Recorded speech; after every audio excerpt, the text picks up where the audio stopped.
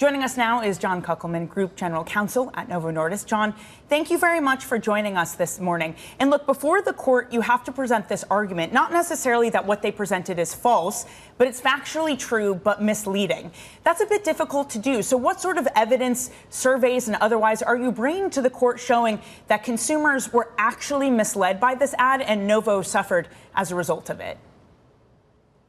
Good morning, and thank you very much for having us this morning. This is an incredibly important story, and we're very pleased that you're covering it. This is not a complicated case. What Lilly is doing with its advertising campaign is taking the highest dose of its medicine and comparing it to a lower dose of the Novo medicine.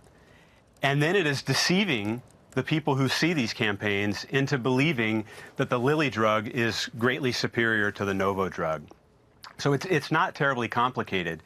They're using an old, outdated study that is a head-to-head study, which is no longer current.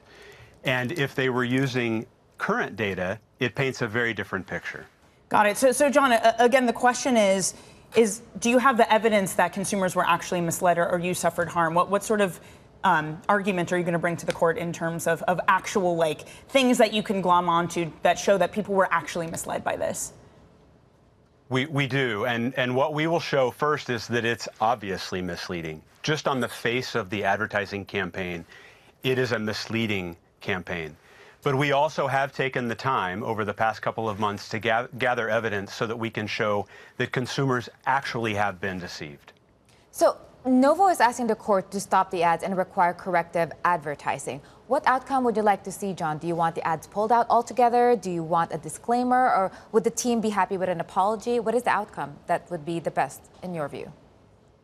So the only outcome and the only right thing to do is to pull these advertisements and to pull them this morning. These advertisements are deceiving and they need to be pulled. So we've asked the court for an injunction requiring Lilly to stop these advertisements. But I would compare it to if you pollute the water and then you stop polluting the water, that's not good enough. You have to clean up. You've created a mess and you have to clean that mess up.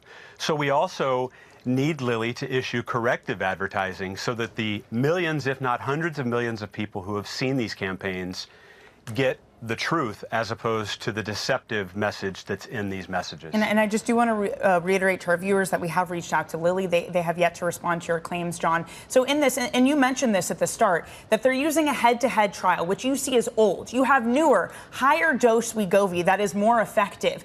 But the FDA itself discourages in advertisements from using cross-trial comparisons. What do you say to that? That would be a problem within itself if Eli Lilly were to make an advertisement, or Novo Nordisk, for example, choosing two drugs that haven't had a head-to-head comparison study. You're absolutely right. There is no head-to-head study of the highest dose of Zepbound and the highest dose of Wegovy. That doesn't excuse then using an old study that shows the highest dose of Zepbound compared to a lower dose of Wegovy. Our 7.2 milligram dosage of Wegovy was approved in March of 2026. And there is no head-to-head study. So what you really are required to do if you want to make any kind of a claim under these circumstances, you should look at the two most parallel clinical trials of these dosages. And if you do that, and those studies exist, they are randomized, double-blinded, placebo-controlled studies. And if you look at those studies, what you will find is that under the highest dose of Zepbound, the average weight loss was 48 pounds. And if you look at the study involving Wegovy, the average weight loss was 47 pounds. 48 and 47 is a vastly different message than 50 and 33. John, Lilly has gained momentum in obesity drugs. How do you respond to critics who are saying that maybe this legal fight is more about protecting Novo's position and against Lilly's growing market share?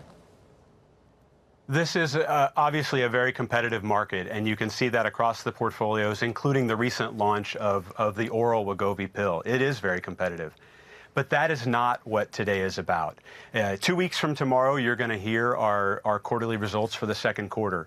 But what we're focused on today and what we're focused on in this lawsuit is making sure that the people out there across the United States who suffer from obesity and diabetes have access to accurate information so that when they go and meet with their doctor to make decisions about what is best for them, they have accurate information in making those decisions instead of information that is really deceptive.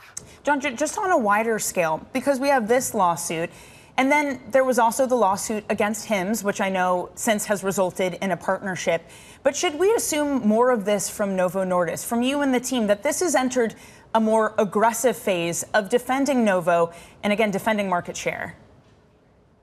Novo Nordisk is a healthcare company with a more than 100-year legacy of serving patients with chronic disease. We are not a law firm. We have other things that we would rather focus on than filing lawsuits. That is why we're reluctant typically to do it. But in egregious circumstances, we have no other choice. And today we're here. We wish we were not here. And by the way, we've reached out to Lilly months ago to try to resolve this. We didn't even get the courtesy of a response to that. But we would much rather be focused on innovative medicines for people around the world instead of bringing lawsuits. But we have no choice here because of the severity.